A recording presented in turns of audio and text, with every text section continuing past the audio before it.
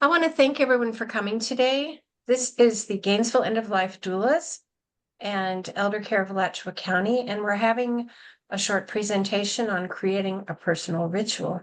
Today's Wednesday, July 10th, 2024, and we're glad you're here. So the topic is rituals for healing grief. Well, actually, it's just creating your personal ritual. That was a mistake. But creating a ritual. And I just want to talk about two ritual types. One is the traditional ritual that we are familiar with, and one is individual, unique rituals. So this is a picture of the Christmas tree outside my house. My husband set up a solar panel to light it up, and we have Christmas. Then we have church rituals. You can see the incense and the preacher, the priest. We have many social and religious and cultural rituals. And then this is Day of the Dead. This is my family spread, where even going out and buying the flowers is part of the ritual. Finding the Snicker bars and spelling Snickers, lighting a candle, finding the photos. These are all elements to this ritual. But on the unique individual side, we have nature mandalas for one. So first we're going to look at nature mandalas. Now this comes from marymakesgood.com, and she has a website you can look up. But a nature mandala is a pleasant activity. It's very calming. You do it out in nature. And it's very comforting. You take items from nature and you just make a simple mandala. There we have shells, ferns, pine cones, and there's even a small child participating in that. And these are some other photos from Mary Makes Good. Kind of beautiful. If you have flowers that you're going to throw away, rather than throwing them away, you can take them outside and create something pretty. Oh, there's rain too on the pavement. And Mary also created this little sign: we can be loved exactly as we are. So ritual can be a comforting thing. It might be that you want to take a walk in nature. You want to go to a place that you enjoyed with the person, or just take them with you in your heart and talk to them when you're out in nature. In this photo, a young mother had lost her child while her baby died. And he was buried wearing certain clothing. They bought certain flowers. Her friends participated with her. And then her sister also had a baby who died, and she went to the tattoo parlor, and her baby died second, so she got a tattoo of each baby's foot on her foot. You know how they have, when the baby's born, they do an imprint of the foot. So she has each child's footprint on each of her feet. So every step she takes, babies take a step with her. And this is the grave site of both of those babies. They happen to be in my family. They're my great-grandsons. One of them drowned, and so the angel is wearing goggles. And that's at Evergreen Cemetery in Gainesville. And this photo of Babyland. As you can see, there are many, many babies buried here. You might want to grow some flowers. I love the morning glory because it opens up in the morning and it closes down at night. And that's kind of how I am with my energy. You might want to plant a flower. You might want to visit Disney World. This is a photo of Disney World by night. You might, again, take that person with you in your heart, or maybe it's a memory that you had with them. And then these are God's eyes that are, you know, how you take yarn and sticks and you make a little God's eye. So perhaps you'd want to do that as an activity. And, you know, the activity of creating something with your hands can be very soothing and comforting. So basically, you know, it's doing something with a meditative state of mind. Now, this is a fire ritual that I went to in 2023. It was a sacred fire. And so we consciously took old bad seeds that we had in our hearts and we burned them. You can just do it symbolically. In this fire, we burn different items. You see a rose there that someone burned. You can write down things and roll them up, crumple them up with paper, and you can burn those in the fire. And it's kind of a purification that you can do.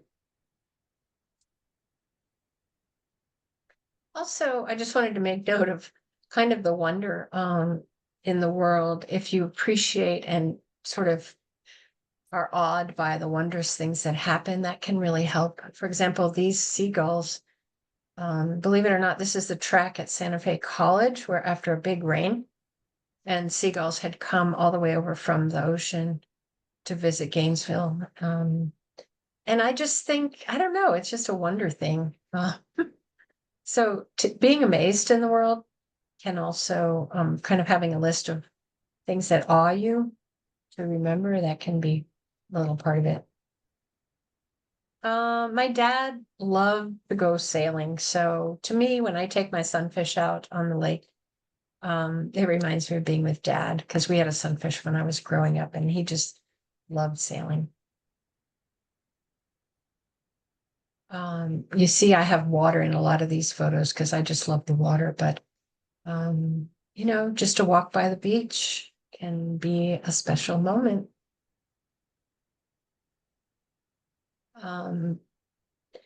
Yeah, and this one, I just put this in because I thought it was really cool with the double rainbow and also the earth moving machinery in the foreground.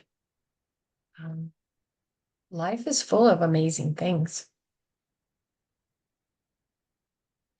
And just taking time with a friend to reminisce, enjoying watching the moon rise. I found this on a walk one day, reminding yourself just to love other people, those who are still here, and enjoying self-care, enjoying nature is really important. So I wanted to share this slide with you. My daughter, Naomi, the one who died in 2015, she used to play words with friends, and that's her. It says Naomi C accepts challenges. And I thought, wow, the first time I saw that show up on Words with Friends, I was like shocked and hurt and sad. But it showed up a few other times. And as time went on, it just didn't bother me as much. I found myself allowing for her death and accepting it, and actually kind of got a kick out of it after a while. What a rascal she is, right?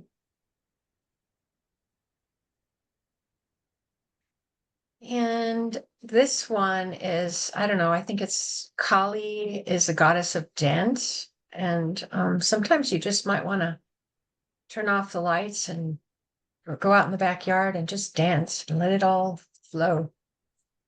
Do something unusual. And so that's the end of my presentation. All right. Thank you. Kind of amateurish, huh? I think you did a good job. Thank you. Thanks. Thank you. Just wanted to give you some ideas. Because we think of ritual as those specific, you know, cultural things or religious, but it can be anything. It can be anything. So any thoughts that come up?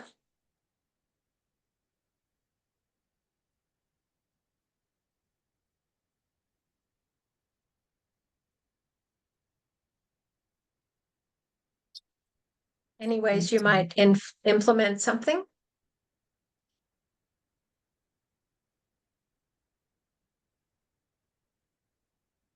think that perhaps, planning ahead would be helpful when you're in the early throes of grief. It's difficult to even think about what you want to have for lunch. Right, right. So how would these thoughts help? Or would they even? Is that what you're saying? No, I'm just saying that, there's so many different ways of expressing it, Mhm. depending on the person. That's right. All good ideas, certainly. Mhm. Mhm.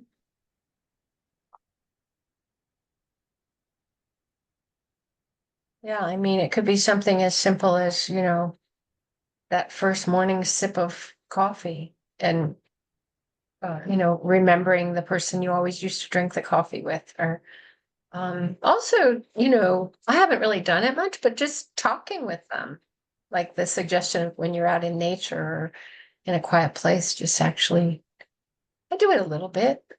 Um, yeah. My brother-in-law was talking. He said, "You picked a really bad time."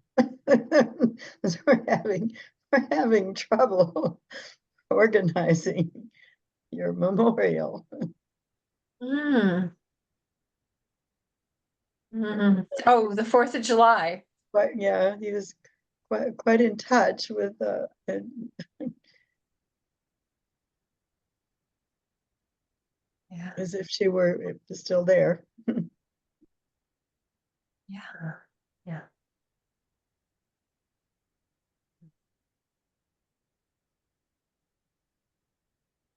When they had the green burials at the wherever it is, Prairie Do Creek they have Conservation. any Prairie Creek, yeah. Is there some sort of do people plan their own graveside service there? Yeah, I'm not too involved with their services, but yeah, they do. They either get someone to help, like a ceremony trained person, or they do it themselves. Yeah, because the cemetery provides support for digging the grave, covering the grave, and getting whatever paperwork is needed and all that. But people do their own, or they get help with it. So like Jackie said, that would be good to think about before you need it. Absolutely, absolutely. And so it's really interesting because one thing leads to another, right? It's not like these are all separate pieces. We have advanced directives, which are the legal papers. Some have to be done by an attorney and some don't, which it's good to know the difference. I've helped people put together their advanced directives that don't need an attorney, and the main ones that need a lawyer would be, the will and the trust. But you can do your own healthcare surrogate papers. You can do your own advance, well, your DNR is between you and your doctor. Anyway, when I focus on it, I'll remember what they all are. And I did one here that's been recorded on advanced directives.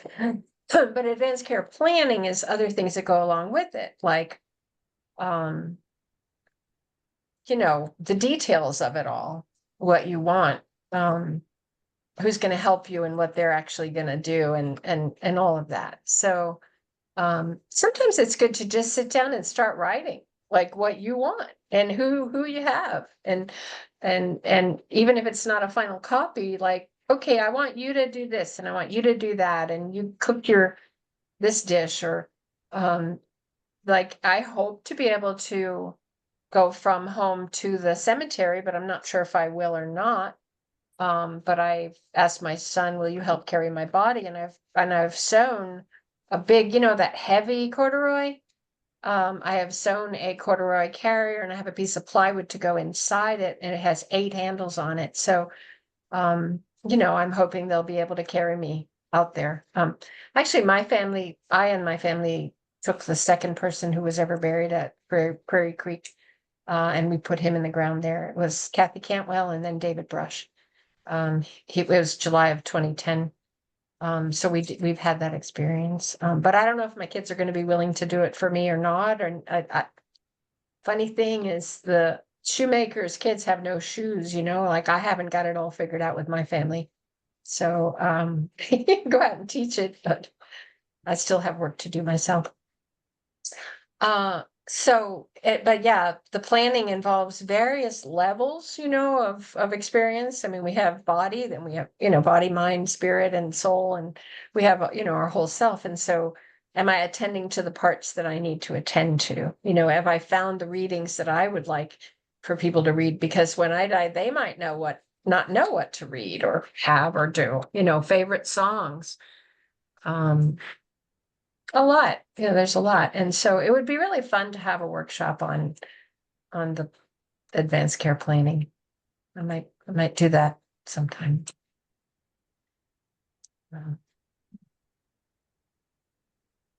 And My husband, oh, go ahead, Jackie. I was gonna say, when my husband was dying, he asked me, I called his family and they all came from New England to Florida to see him. All of his living siblings, which was 4 at the time. He was one of 6 and one sister had passed away. And they all came and sat around in the family room at the house and talked about stories of, growing up and the tree house and all kinds of things that we heard about over the years. And it was a really quite an amazing afternoon.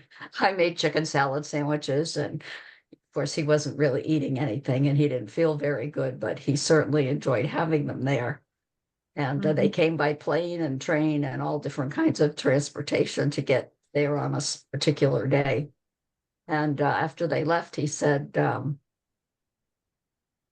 how did he put it? He said, I want you, when they die, he said, I want you to go to their funerals. Oh, wow. It's interesting.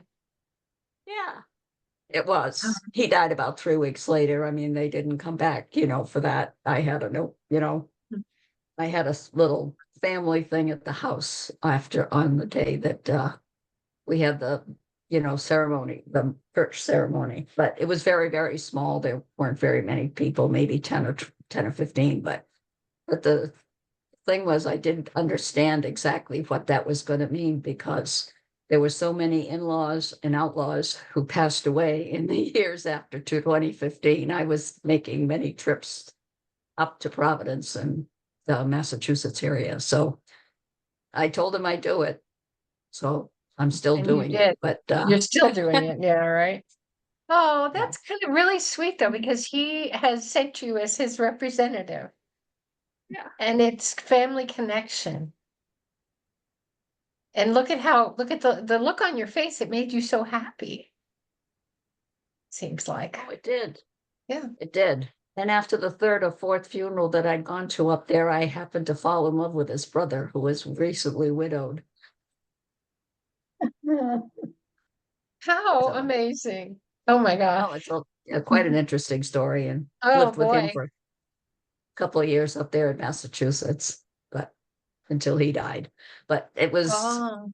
just amazing the way that my husband told me. He says, I really would like for you to do that. He says, can you promise me that you will? I said, sure, I'll do it. So, but we had been close all the years before we moved to Florida, so it wasn't like they were strangers. So, Right. That's amazing. What a story, Jackie. I love that. I know he was the youngest of 6 and I was the oldest of 5. So you can only imagine what an extended family we have between the 2 of us. So, but it is nice to have that, and it was good, and they all appreciated it very much that I would travel to come up and see them. So it was good, good Yeah. family events. Yeah, but it's also a lot. It's a lot accumulated sometimes, there's a lot to process. Some of us do better than others or have better resource and it's a lot when you have one loss after another after another. I think Oh, we're all at that age. the storytelling is very helpful. Mhm. Sometimes you do a lot of laughing and that Yeah. I think helps too. It's Mhm. not the kind of laughing we Stories. normally do in life, but it's a relief kind of thing that in the room we're sharing. We know what we're sharing and I mean, I helpful. agree with you absolutely 100%. I mean, the stories are the most important things that you know, that you get, from those kinds of events. Mhm.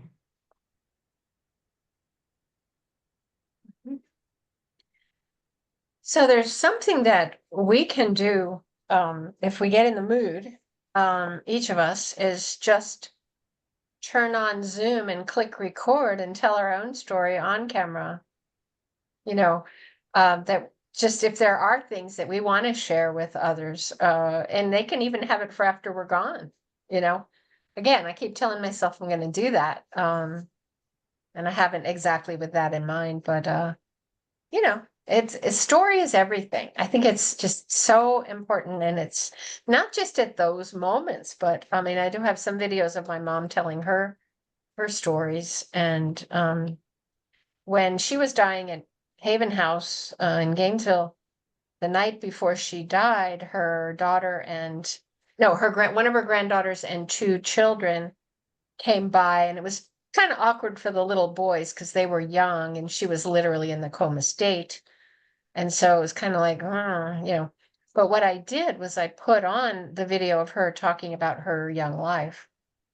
So as they're hearing her breath sounds in the background, they're hearing her voice and seeing her face telling her stories. And it was really powerful because that visit would have been rather agonizing without that.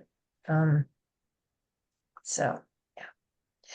Well, I don't even know what time it is, but when I'm having fun, I lose track of time. But it is actually just about 4 o'clock.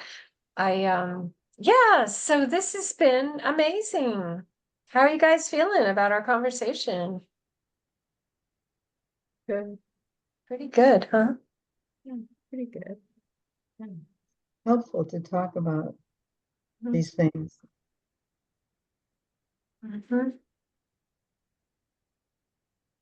Yeah, and so that's the place for those of us who have chosen the path of being a doula. We kind of have special permission to talk about death. People like, oh, but we're a safe place for that. And each person comes to it for different reasons, but there's some very similar things that we all experience with it. So the by the way, we do have a website and it's still in development, but it's feolda.org. I can throw it in the chat or you can just write it down, but that's the Florida Association. Well, we're called the Florida End-of-Life Doula Alliance. So when we went to nonprofit, we changed our name from association to alliance. But yeah, feel free to go look there. And this doesn't have a lot on it yet, but we're going to be building it up and adding different things for people to be able to look at and learn from, especially the directory. We're close to launching our doula directory there. So I guess what I'd like to do now, I always like to end a meeting with each person sharing just something that we received from being here together today. Just some highlight or something that was positive or that you learned or felt. I have a question for you first. Is most of your work individually or in small groups, or is it mostly classes? So you mean my grief work? Mm-hmm. Yeah. Um, I do both. I mean, I just answer calls as needed. I just got a call today about a woman, a 30-year-old woman who has a 10-year-old child, and her husband recently died with cancer. I think it was cancer. And So I love giving one-on-one time to people who need it. And then I love doing my classes as well. So it's really a combination. Yeah. Well, I liked the nature part of this because most of my loved ones are intimately involved with nature. And when I go to Wisconsin and later in the month, and we are all a lot of my family together, there might be a mandala in the forest walk someday. Great. Nice. Thank you. That reminded me of when my mom died. We had a graveyard service. We did have someone helping with the process, but I had ahead of time collected flat stones and just thought about different words, attributes about my mom, and I put an attribute on each stone and glazed it on with clear glaze. And that way, when people came in the beginning, each one, more or less, each person took a stone that they could resonate with the word on there. And later at the end, they would put a stone down at her gravesite. Nice. Wow. Making That's- me cry. That's so So the sweet. nature also touches me. Yeah. Yeah, so you've already been doing these things which do come naturally. Yeah. Great things. Yeah, I lost both my parents in the past. Yeah. Mhm. And my son-in-law. Yeah, that was okay. Thank you. Thank you, Jacqueline. And then how about you, Jackie? Do you have a highlight from today? Just think that it's really good to get together and chat and talk to other people sometimes to, hear about common experiences and other things, that are inspiring, at a personal level. So thanks to all of you. Mm. Yeah, and you don't have to be a doula to spark a conversation like this. Each of you could do that with a few friends. Just don't talk to your kids about it. They don't want to hear. Yeah, you have to, sometimes we have to write their stuff for them to look at later. I don't I know. have a son who's in complete denial. So it's like, it's all right. I just, whatever. Yeah, That's yeah. okay. Yeah, and if it's ever right to mention, oh, I just talked to a person who said it's great to talk about death. You can try.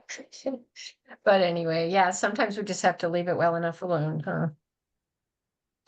Yeah, my highlight today was just being here and listening to your stories and feeling the commonality that we all have, the connection, the heart connection, and how refreshing it is to activate that connection with a few good women. So it pleases me very much to have you in my life, and we'll plan on it for the second Wednesday at 3 and look forward to it again. Thank you. You.